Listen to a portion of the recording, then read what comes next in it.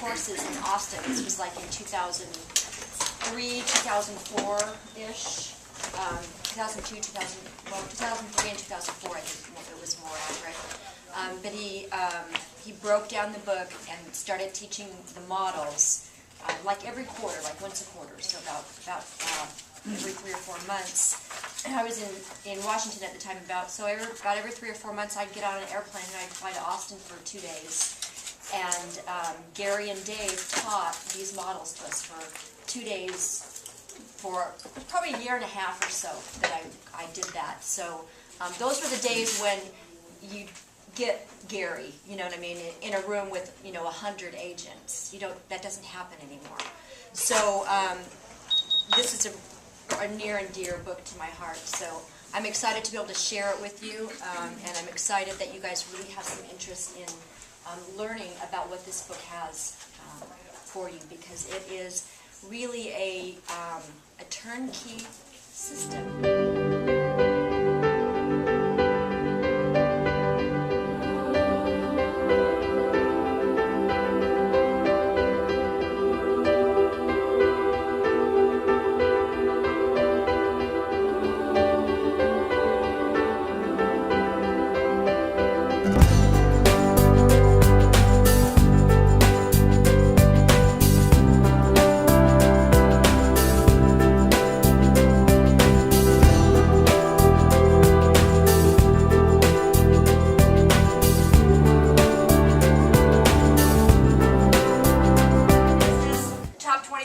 Is lead generation, lead follow-up, and appointments, lead conversion. Lead conversion. Right?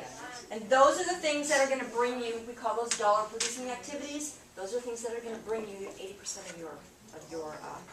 But we often get mixed up and we end up doing that 80%, right? Mm-hmm. We're doing all this stuff. It's not bringing us in. He started his own mastermind group of agents from all over the country that would come and they would mastermind periodically. Okay? And this is how this book got its start. Okay? So they started studying these agents' businesses to find out what they were doing. Okay? And then what happened from that is Gary said, okay, I'm seeing a pattern here. I want to go out across America and interview other agents from all over America who are succeeding and find out what they're doing.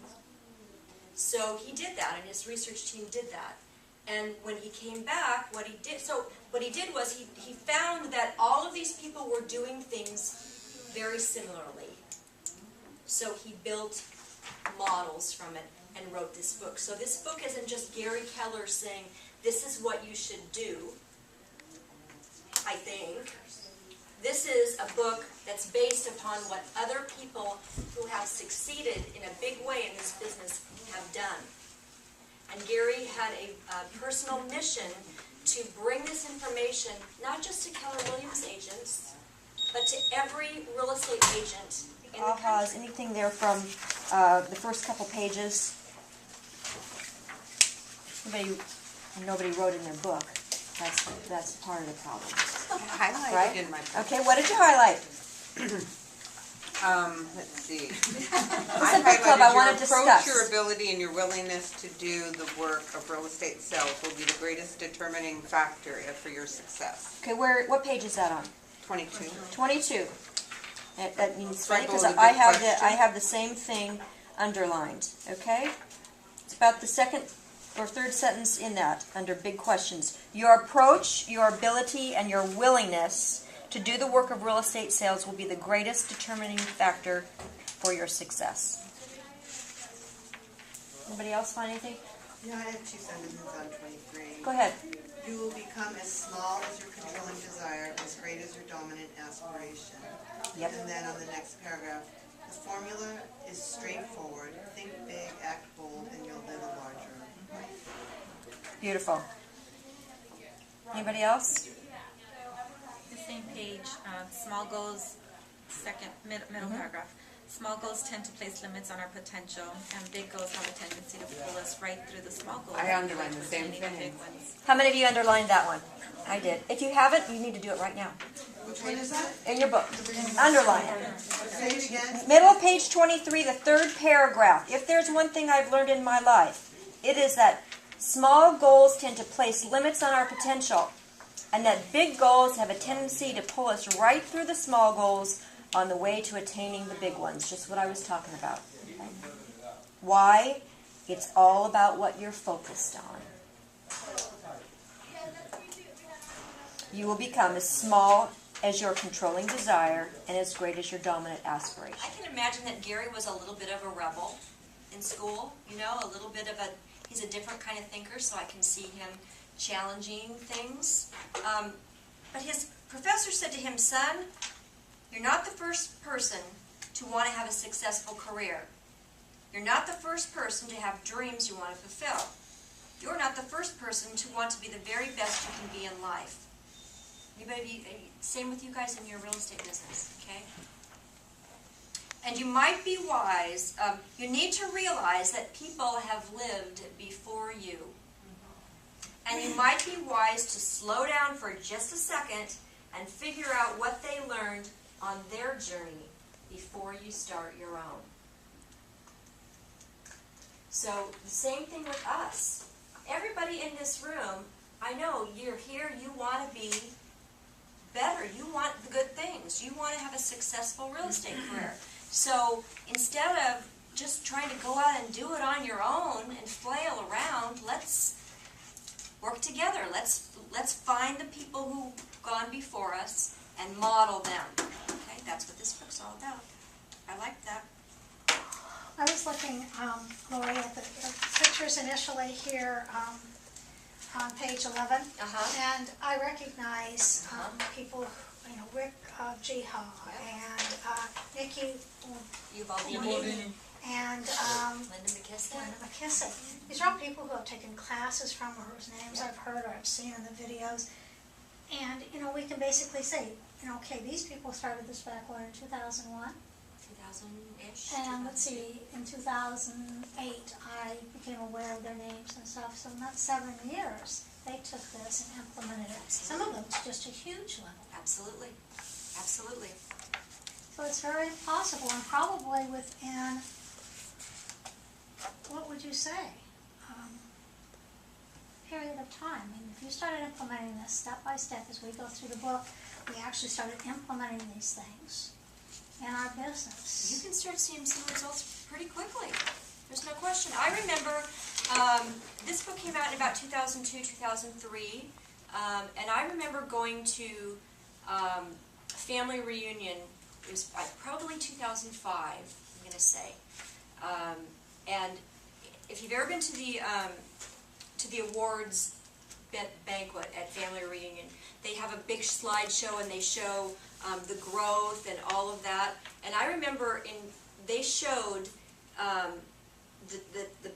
the chart of the growth in the company and the growth in production, and it went like 2000, 2001, 2003, and then it just went 2004 and 2005. Just a huge growth there. And I remember looking at it and saying, I know why that is. Because this book has been out now for a couple of years and people are starting to implement it. It was a huge aha. I'm not saying that you all got into this business because you're entrepreneurs, and you want a certain amount of that freedom. So I'm not saying that you can't have that.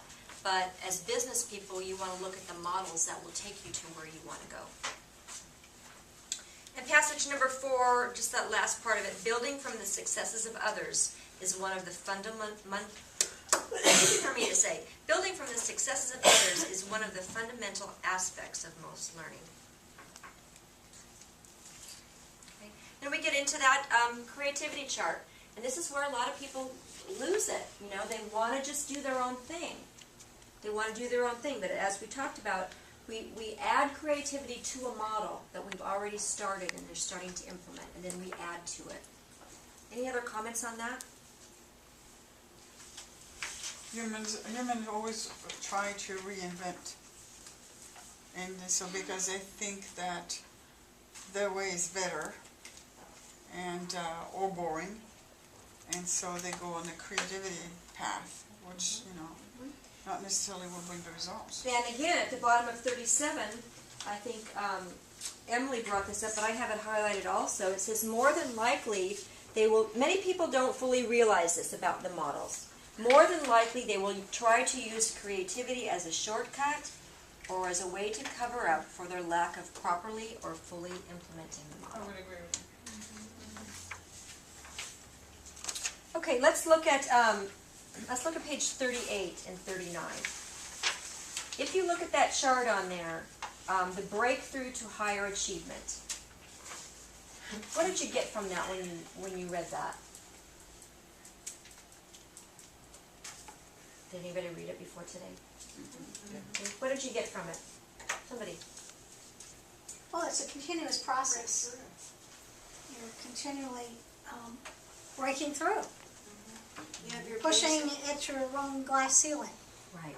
setting your goals, your, say a GCI goal of 100,000 in 1 year. You achieve that, and then, okay, your GCI next year, 200,000, you know. I want you to look at the chart. Okay, I want you to look closely at the chart. And it says natural ability. Okay, we call this, we talk about this in our company as moving from E to P. You've probably heard that. Not E to peach or E to P, but moving from E to P, moving from entrepreneurial to purposeful. Okay? When we look at natural ability, that is what we can do naturally on our own, our entrepreneurial self. That we just do it ourselves because we can. Okay? And if you look at that arrow, it's going to take you to the natural ceiling of achievement. That's going to take you so far. You know, and the more talented that you are, the higher it's going to take you. But you will come to a ceiling where you yourself and your own natural ability is not going to be able to break through that ceiling of achievement. We've all hit that. We've hit it in our businesses. We've hit it if we're golfers or tennis players. We've gotten as good as we can get doing it our own way, right? So if you're a golfer and you've learned how to golf or you've played golf and you've gotten to a point and you said, you know what, I did this with tennis. I was a tennis player. And I was pretty naturally talented at it. Okay, well it only took me so far. And it took me quite a ways, but it only took me so far. And then I said to myself, you know what, in order for me to get better at this, which is what I want to do, I'm going to need to take some private lessons. And I'm going to need to go to some clinics. And I'm going to need to get a coach. So I did that. And guess what happened? I got worse at first. Okay? So if you look at the chart, you see your natural ability is going to take you to that ceiling of achievement. And then what you're going to do is you're going to say, okay, I need some models. It's going to take you back down to the models, to the foundational models. In this case, for me, it was taking me back to fundamentals by working with a coach. Okay? I got worse because the first thing he does, if you're a golfer or you're a tennis player, they say, okay, show me your grip. That's right. And it's like, don't be messing with my grip. You know, really, don't. That's who I am. Don't mess with that. Well, the truth was, until I was able to adjust that grip and adjust what I was doing, I wasn't going to get any better. So the first thing they do is they adjust what you're doing, and you break those old habits, and it feels really funky. If you've ever taken any golf lessons or tennis lessons, you know it's like, this doesn't feel right. I can't do this. I don't like this. And some people at that point will go, oh, that coach is no good. I don't need any more coach. I'm not going to do that anymore because you really messed up my game, right? But if you fight through that and you are able to go through getting worse before you get better. Some of you are looking at me like you know exactly what I'm saying. It's the same thing in your business. You've all reached some kind of a level right now, okay? And if you want to stay there and keep bumping your head, keep doing what you're doing. But if you want to break through that, we've got to start going to these models and putting some things in place. And it's going to mean you're going to have to change.